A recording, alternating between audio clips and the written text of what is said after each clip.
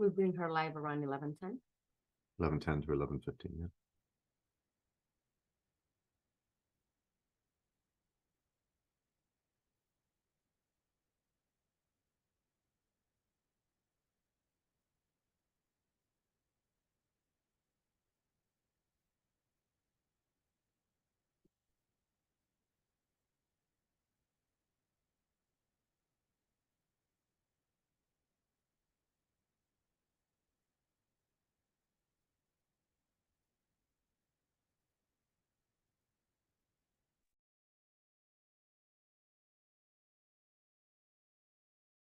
Right.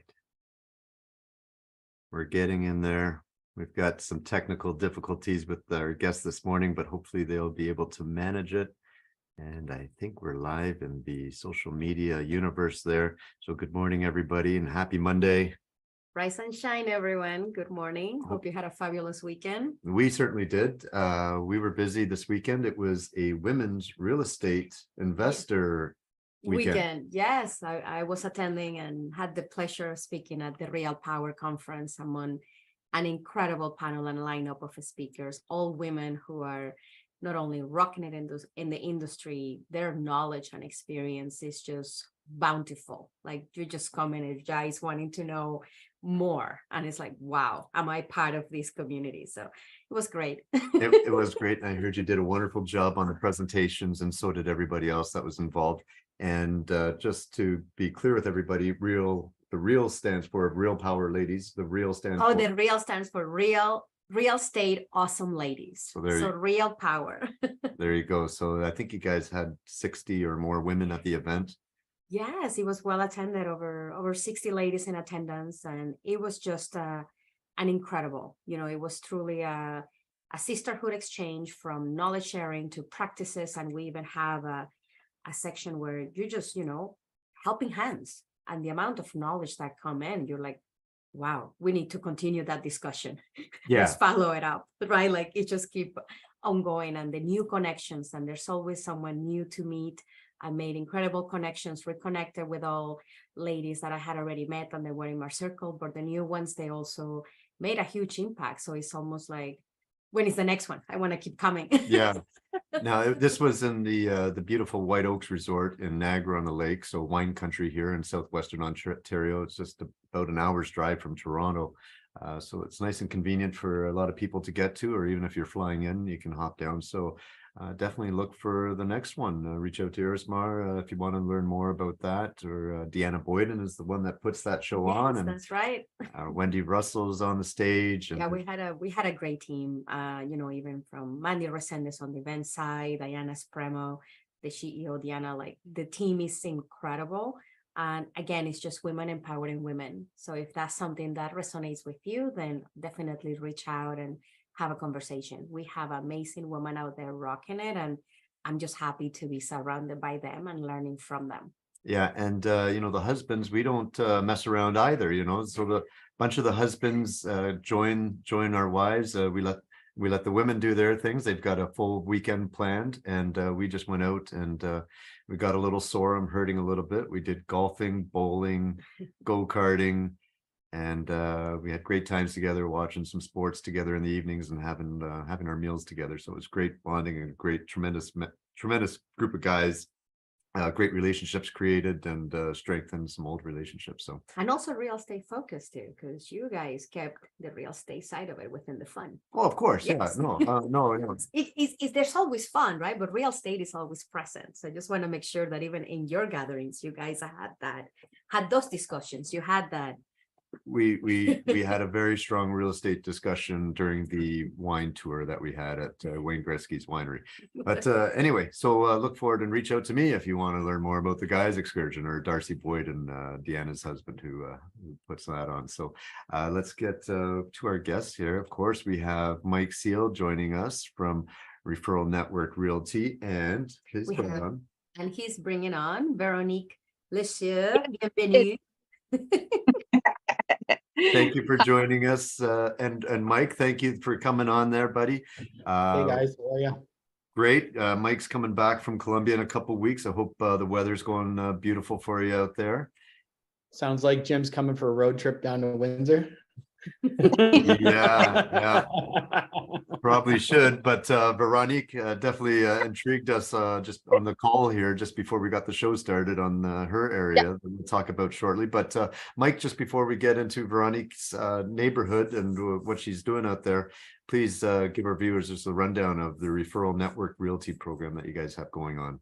Yeah, so Referral Network Realty is a real estate brokerage with no agents. Our focus was to find top investor-focused realtors all across North America, so that when investors are looking to make transactions in various markets, they've got a connection point to weed out kind of all the different realtors in the area to find the right realtor to help them be able to get their transactions done efficiently. So that's the goals of what Referral Network Realty has to offer. We've had an opportunity today to bring Veronique on. She is from the Gatineau market. As we kind of migrate through our little tour through Ontario, we're going to bring ourselves out eventually out to the West Coast to give people all kinds of variety. But I thought Gatineau was a really unique market because she's sending me opportunities almost every day by email. Oh, wow. So I said, well, why she's putting the effort in with us to show us, hey, this is what we got. And it's a great entry point market with lots of lift and lots of opportunity. So I'll leave that up to her to explain a little bit more why Gatineau is a great place for people to put on their radar, you know, because I think it's going to be the next big up and coming market that people can take advantage of. Awesome. Well, welcome, Veronique. Thank you so much for taking the time out to join us. Hope you had a wonderful weekend. You're welcome. I'm so happy to be here. I forget everything that I want to say. But like, okay, where I start? I don't know where I would start, but I can say that definitely the market is so on fire. I think that we are located in Gatineau. Most of it, I'm very active in the Gatineau area. Nice. So, which is like 15 minutes from Ottawa, just across the bridge. We can take Champlain Bridge. We can take Portage Bridge. We can take Alexandria Bridge. We have a lot of bridge that we can just go across and be there in the Byron market within 15 minutes. Wow. So this is incredible.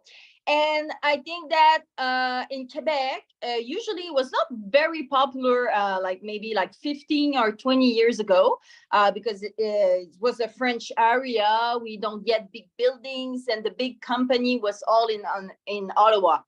They make more money and everything. But now it's kind of changed because we get good quality of construction, good income property, good rent, and good price. So you were saying it's the second highest rent in Quebec. Yeah, in Quebec, we are the range for the rent in the Quebec. Our city, Gatineau, is the second one, which is the highest rent. The first in Montreal is Montreal. Right. So what's a 1-bedroom or 2-bedroom go for there in Gatineau? If we are in a condo, it's 1,300 for a normal condo. The year of the condo could be like under like, let's say 1980, 1990 for the year, so which is really good. For, let's say, semi-detached, I rent semi-detached for 2,300, which was renovated, but the year was 1995. We have some bungalow for 2,500, normal bungalow that we can make cosmetic stuff, and that will be rent right away. We really like, usually our house here have a good backyard. So if the tenants have animals, they will pay a little bit more hired. Okay, so this is like tricks and advice that if you are allowed animals, like people would pay charge higher rent more. Yeah, so it's really good for the rent, and also, you know, I think that it's really in demand. So the property is going faster. The bidding wars, we have right now again in market that we have multiple offer. I don't know how is in Ottawa. I think it's worst, but I think it's like very like more offers on the property. But here we can get like 4, 5, 3 offers on the same house. And which is interesting is that if we get, usually we get a good price, a better price, we can buy the house with 5% down. If we sell our own house, we can buy it, our house, with 5%, or we can buy it with someone else who is their first house. So let's say a friend of your circle, and this is his first house, so his first investment. You can buy together, and you will pay 5% down. So there's a lot of strategy that you can do, and definitely, yeah, the market in Gatineau, it will be on the map, like it is right now on the map, but it was growing and growing. Yeah. Yeah. I think we're going to see Gatineau be one of those markets that's a little bit like what happened in Moncton and St. John 3 years ago. Yeah. The price point. I look at the price points of the properties. I look at the opportunity to do lift in those markets, renovations and improvements to the properties there. And I mean, the rents are great numbers. Yeah, rents are great number. The return on investment is great also, but it's not all the commercial property and the income property that have high rents, because the people who buy 10 years ago, like, they still have low rent. So if you want to buy a good property for a long time investment, you can buy a property, which I know that in this neighborhood it will be explode. It's a very good neighborhood, very in demand, but you buy it, it's cash flow negative because like the rent's low right now. But it will be coming by the time you will make so much money, because if like you can increase the rent by the time of there's a tenant that you can negotiate with him, renovate his unit, upgrade the rent after then, or buy appliances, asking how much he would pay if you buy them new appliances and upgrade the rent, and making some trick like this will definitely make a good income. And what we have about a minute left, and I'm sorry about that, Veronique, but I'm just curious, what about the like short-term rental or medium-term rental opportunities out there? The Airbnb, it's very strict right now, because there been a very bad problem in Montreal, a whole Montreal, which is an amazing neighborhood, and then the Airbnb being fired, and I think like there is like 9 people they die in the unit. So they make a new regulation here that to have the Airbnb, you need to have a special certificate, which is conform to the law, to the fire law, the insurance law, conform to the construction law. It's becoming more difficult to short-term rental because of the incident like 2 months ago. And they really like the Airbnb in Quebec, like the people who decided for the permission of the Airbnb, they just like decided to, every Airbnb that is not conform to the law of regulation, they will just stop the Airbnb licensing requirements again. Yeah, lots of requirements right now. So I don't, I think the best for sure, because we have lots of lake here. Like most of the people, they buy property like in front of the lake. We have like over 500 lake. Gorgeous. Lots of lake here. So lots of cottage. So what I do is that some municipality right now, like let's say an hour from Ottawa, you can have like great cottage, but some little village, like municipality, they do not allow their Airbnb anymore. Right. So ending of the area, but there's a so good opportunity because what right now there's a lot of new construction everywhere, and the new thing is like to have a new building, a very luxury in front of the lake. Oh, nice. And yeah, and it's get rental like crazy. Oh, wow. Well, you know what? You've intrigued us. Like, I think Yeah. Irismar and I might be on the car ride out to go visit you right after this, but I really appreciate it. We'll put the information on how to reach Veronique if you want to learn more about the Gatineau area. Mike, I appreciate you spending the time coming on this morning, and For really appreciate the information, Veronique. Have a wonderful day and enjoy your week. Awesome. Thanks so much, guys. And happy to see you again. Thank you. Yes, We'll we stay in will. touch for sure. All right. Bye, guys. Bye-bye. See you guys. So that was fabulous. Yeah. No. I really enjoyed that Quebec. We've been there so many Yes, times. we have. It's great. But we'd like to welcome our guest this week. Yes. This week. Thank you so much for joining us, Rachel Oliver from Clover Properties. Hello. Good morning. Good morning. Hello. Happy Monday. I hope you had a beautiful weekend, Rachel. Yes, every weekend is precious. It is. And are you finding yourself busy at this time of the year in this market?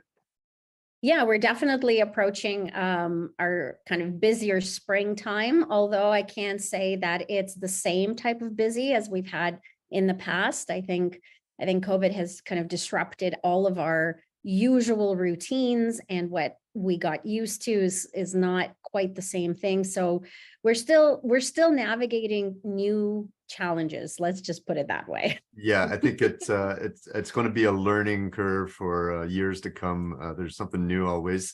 For those of you that don't know Rachel, I believe she's known as the RTO Queen, the rent to own expert. You are, Rachel, an award-winning real estate investor. You have a book, I know, I've read that, and I believe you're the co-host of Mothers of Real Estate TV. Is that correct? Yeah, I filmed a number of episodes to help beginner investors get started on their journey with real estate, not just rent-to-owns.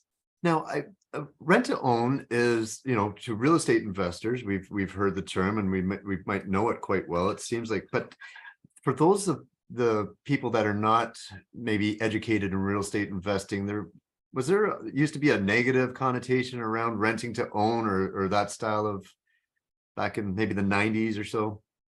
I think there's always some apprehension on anything that people aren't familiar with. This is not a strategy that a lot of people understand, and then combined with people doing it and it not necessarily working out. So you have the combination of misunderstandings and misuse, and it creates a lot of confusion and a lot of distrust. But yes, you're right. There is definitely a lot of stigma around rent to own. And I don't understand why, because when rent to owns are done right, it is a magical solution for investors. It's a magical solution for home buyers. Well, rent to own is really more of a relationship transaction rather than just a typical transaction, because you're going along on a journey with a family or a young family or somebody and helping them realize their dreams, really. And it's more than, you guys are going to be talking to each other more than just the weeks and coming to when the transaction's complete. You're with them for quite a few months or years perhaps. Yeah, Jim, I think you're actually bang on. A lot of people look at rent to own as just another real estate investing strategy, but in reality, this is actually very different. We don't, in our particular strategy, we don't start with the property. We don't really start with the location mentality. We really take it a step back and we think about the people first. Who are the people that need a solution that rent to own can offer? How is this solution going to help them get ahead from where they are today, solve their problem over a certain period of time, and help them exit into an ownership position 3 or 4 years later? So you're right. We're looking at people and we're identifying how can we help them, and then we really engage in a bit of a relationship. It's a journey to help them not just pay on time monthly, but they also have to hit certain milestones for credit repair. We set a target for what they need to accumulate in terms of down payment credits over the course of the rent to own term. We're helping them do the things that they on their own haven't been able to master, because fixing credit is difficult. Saving up for a down payment is difficult because life continues to happen.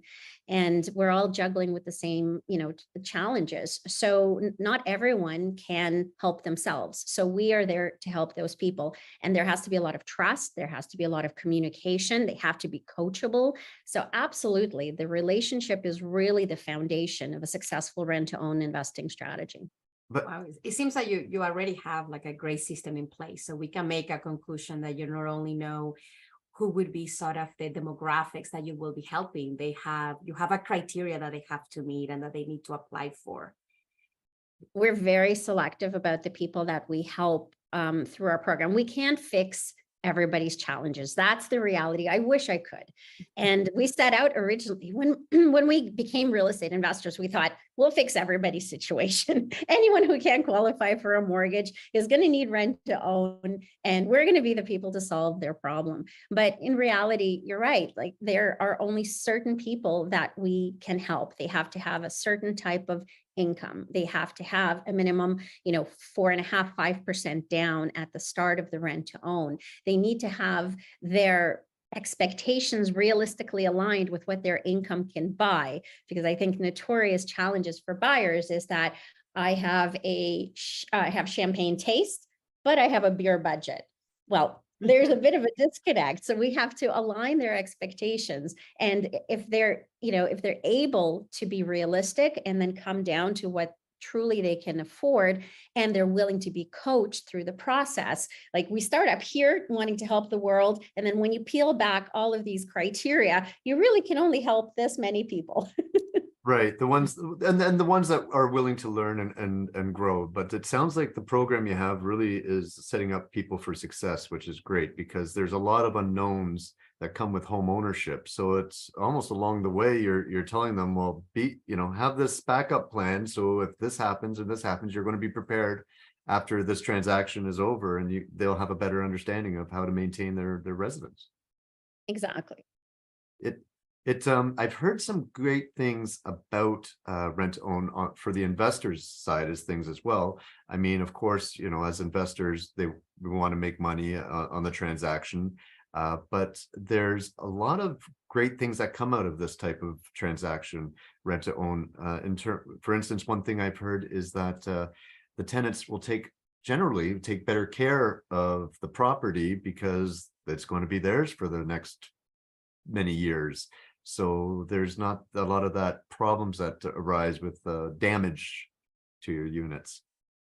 Yeah, my favorite part of being an investor focused on rent to owns is that you don't have the typical challenges of tenants, toilets, and trash, because you're dealing with someone who has home ownership mentality and they have pride of ownership. And I often say that there's an emotional and a financial commitment. So they're not just coming in with first and last month's rent. The day that they are moving into the rent to own property, they're coming with the monthly payment, which consists of rent, which is essentially carrying costs.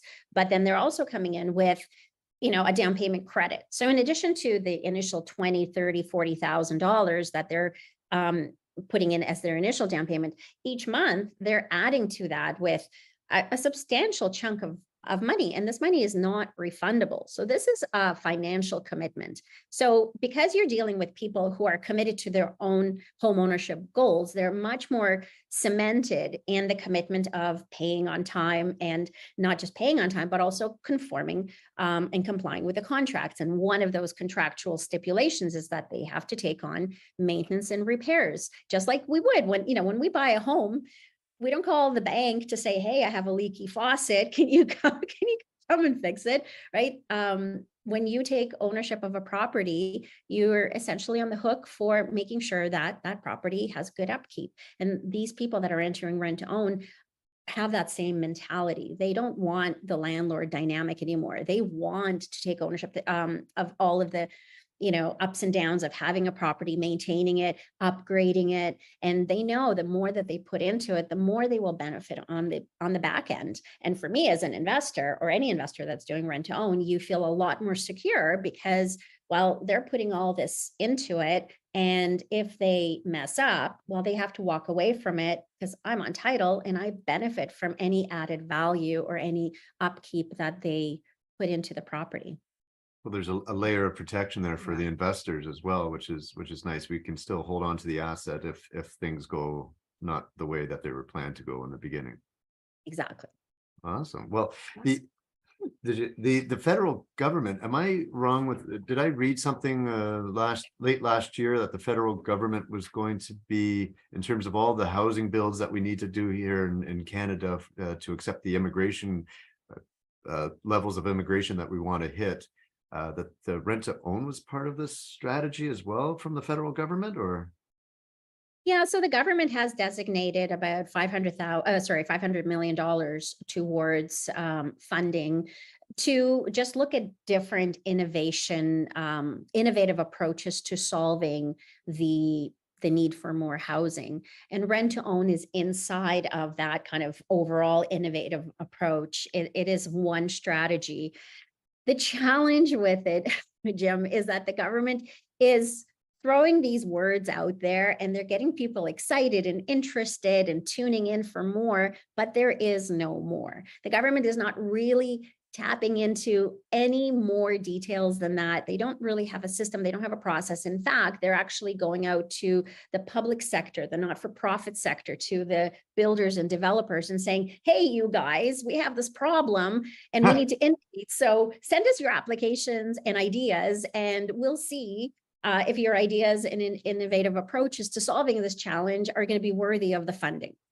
So it's like the government said, hey, we said we're going to do this, but we have no idea how. We need some help from you guys to. I can't imagine a government doing that, but Oh my.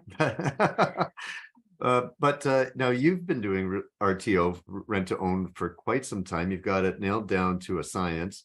What got you started in rent to own, and how long have you been doing this for? So we started in 2009, and what really was the driver for it was, a personal health challenge. I was diagnosed with breast cancer right after our first daughter was born. And, when you get a diagnosis like that, it really makes you reevaluate your priorities and how you spend your time. And especially when you become a mother, your priorities really, really shift.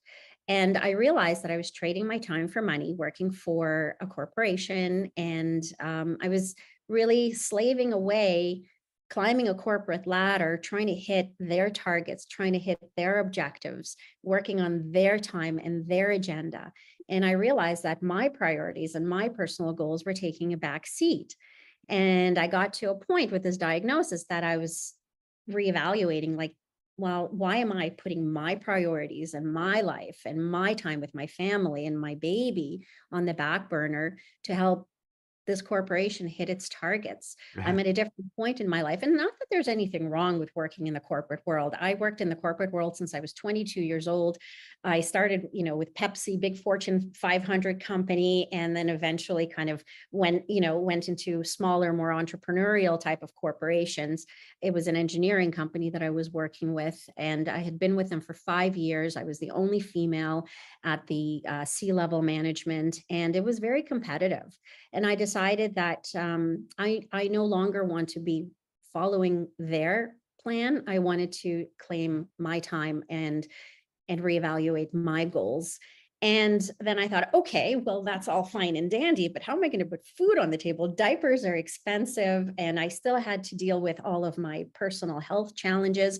And I went the natural route for all of my health challenges. So it's not like I could rely on OHIP to cover a lot of that. So there was a lot of, health related expenses. And just in general, life gets more expensive when you have babies in the mix. So I kind of said to my husband that we're going to figure this out and we're going to invest in real estate. And at the time, for anyone who knows my husband, he's extremely risk averse, and his answer to everything is no. We don't know anything about rent to own, or sorry, we don't know anything about real estate. We don't know anybody in real estate. Like, our social circle didn't lend itself well to even taking this step in the real estate investing world. But I read Rich Dad, Poor Dad, and that gave me, I'm not the first one. I'm definitely not going to be the last one. It gave me some aha moments. And that's really what that was the foundation for me saying, nope, we're going to do this with real estate. I don't know how. I don't know if this is going to work, but I feel we have to give it a try. And then when we started looking at numbers, my husband, Neil, is very much a financial kind of numbers, statistics, kind of spreadsheet kind of guy. I'm not, I'm the opposite. I'm like, oh, let's just try. So we're very yin and yang. And he kept probing, like, how are we gonna make this work? The numbers aren't making sense. We started looking at some rental properties. We saw up close and personal what those tenants, toilets, and trash look like. And we were like, no, not at this stage of our life. We can't really do that. It does make sense for long-term buy and hold, wealth building, but the kind of the purpose of what we wanted to do with real estate was really to replace my corporate job income. And it was a healthy 6-figure salary. So it wasn't going to be easy. And we thought, okay, well, how many rental properties, with $100 monthly cash flow do we really need to have to be able to make an exit from my corporate job so that I could take control of my time? And we started doing the math, and it just was not looking good because, even with $100 or $200 a month in cash flow, well, if the roof goes, if the toilet goes, if there's, some damage that the tenants do to the appliances, like, these are big ticket items that were going to deplete the cash flow. So we weren't going to be getting ahead at that time. So I started arming myself with information about what can I do to create cash flow. And rent to own was probably the most attractive way to create cash flow, as long as you do rent to owns right. And we were able to make $800-900 a month in cash flow after all expenses, minus all the tenants and toilets and trash. And we thought, okay, how many of these do we need to be able to offset not having a corporate salary? And that was really the driver. And I mean, we're hooked.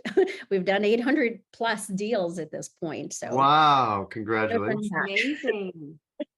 And how did you manage to find these amazing jewels in Ontario when the market has gotten tough, and at times the interest rate was like scaring people? Yeah. You know what? I think that's the benefit of focusing on a strategy. I know investors that dabble in rent to owns, and the difference is that we focus on it and we're living and breathing this 150% of the time. So we're able to make adjustments and pivot in a timely way that allows us to still generate that same predictable cash flow, that same, a kind of sturdy deal. Even with 6.24 interest rates, we're still seeing $900 a month in cash flow. Wow. Now, are you, first off, I just want to say congratulations with the battle with cancer, Yes. there, your health scare, and congratulations with the battle with your husband for bringing him over to the real estate investing world. That's a big feat, I'm sure. Now, are you only focusing in Ontario, or have you focused in some other provinces? So we also operate in Calgary, but it's just at its infancy. We're very cautiously optimistic about the Alberta market because it has had a lot more, challenges with sustainable appreciation. Because with rent to owns, yes, cash flow is definitely an important consideration, but really the heart of the deal is anchored in different ways of making money. On the investor side, we're not just making money on cash flow, we're also making money on the appreciation and also on the mortgage pay down. So when you have higher interest rates, obviously mortgage pay down is reduced a little bit, which eats into your ROI a little bit. And then having volatility on the appreciation adds an extra layer of risk. So we want to make sure that as we enter the Alberta market, which hasn't necessarily seen the same lift as Ontario has, that we're working in areas and in markets and in pockets that lend themselves well to give us that predictable appreciation. So it's not a one size fits all strategy. You can just say, okay, whatever we're doing in Ontario, let's just plunk it into Alberta and off we go. There's a lot more strategy and a lot more cautious optimism in terms of what pockets will support our rent-to-own methodology to give us that 90% success rate that we've earned in Ontario. Wow, that's very good. And yeah, good idea. I mean, the Calgary Edmonton market looks like it's going to be great. They're going to benefit from a tremendous amount of immigration over the next few years as well. So that's a great market for you guys to be in, and sounds like you're focused on that. At the beginning here, you mentioned that it wasn't so much RTO and with your strategy isn't so much location. Does that mean anywhere in Ontario you can make it work, or do you still have to be kind of near a major urban center? Great question. So we probably would have to, with rent to owns, I always kind of say part of what drives success with rent to owns and that predictable cash flow and that predictable exit is working things backwards.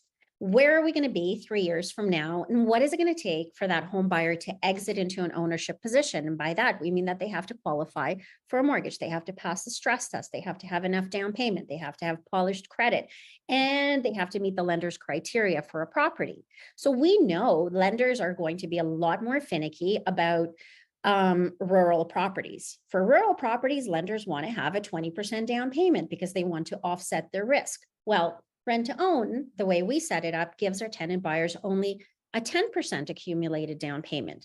So there's going to be a gap if we put them into a rural property. And there's a lot of people, COVID has, I think, really pushed a lot of people to want to own rural properties or hobby farms and be a little bit more isolated. And I respect that. But our lenders are not jumping in saying, oh, yeah, let's do this. Let's just open up the borrowing rules for those types of properties. They're still requiring, the rules are even more strict when you go out of kind of urban centers and move away from transportation and move away from population growth and move away from, where the masses are moving, right?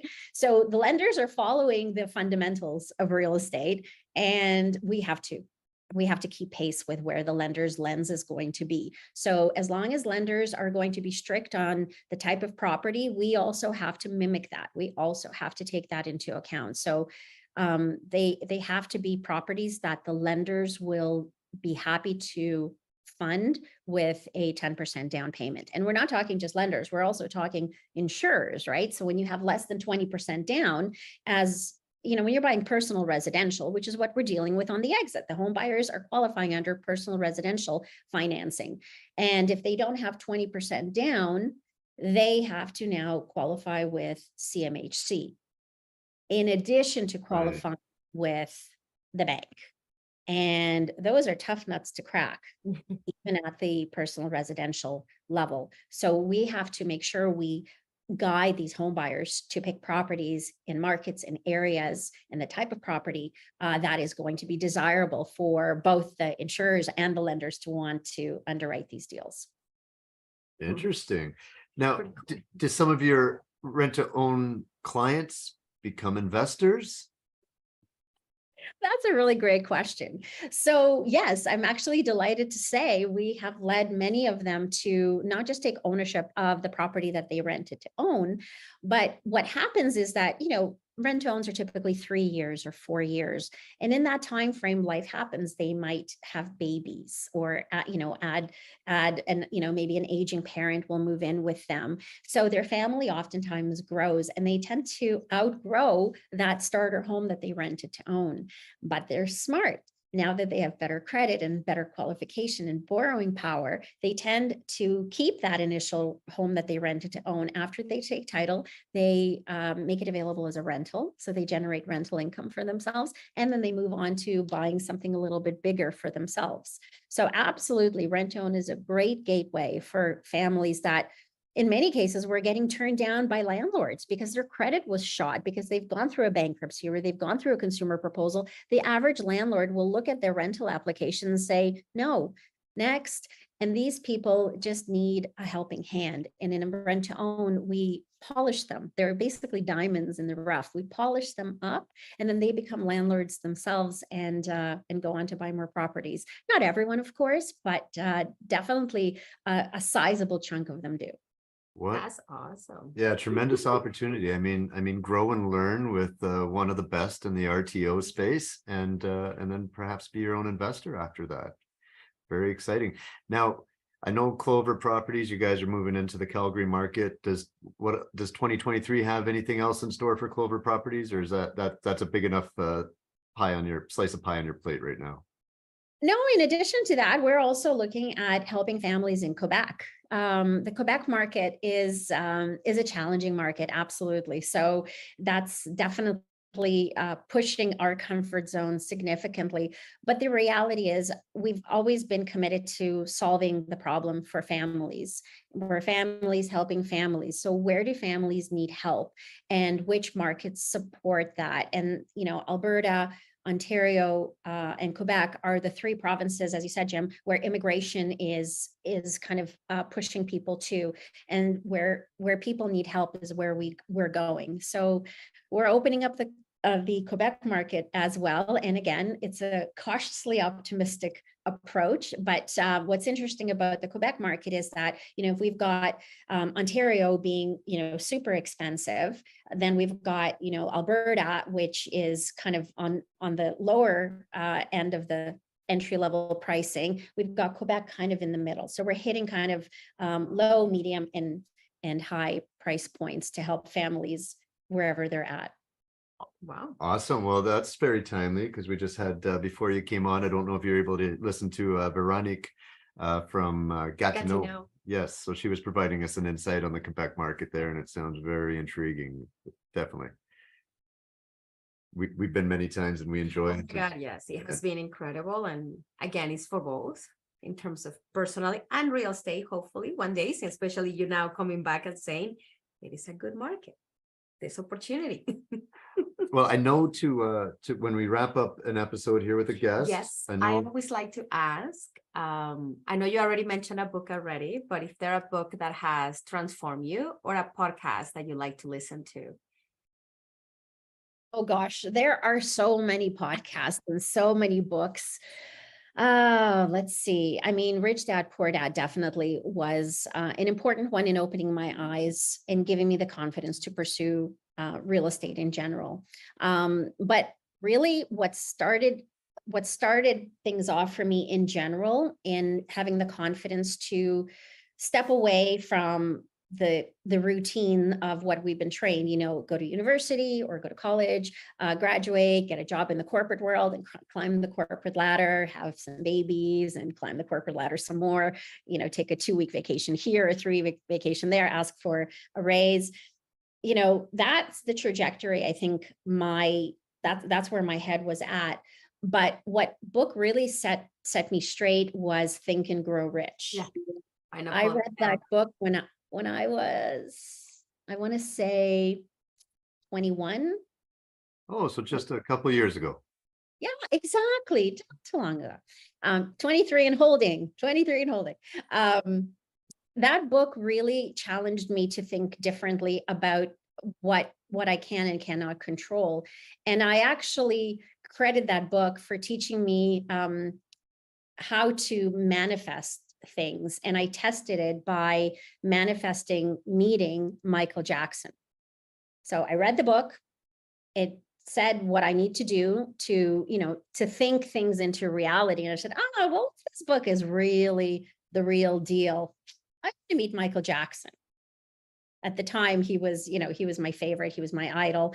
And I was working in the world of soft drinks. So basically, Michael Jackson was sponsored by Pepsi Cola, and I was in the world of marketing and I wanted to work for Pepsi.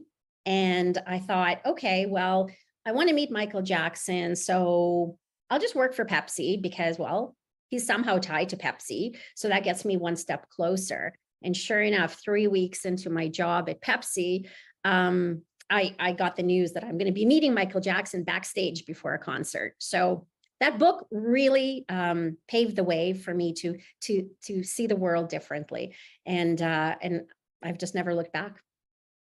That is beautiful and an amazing way to kind of bring it all together, because this year we participated in a manifestation challenge. So again, having that mindset present, being open to change, and you're now sharing that example of your life and seeing how you're in today. That, thank you. I think that's beautiful.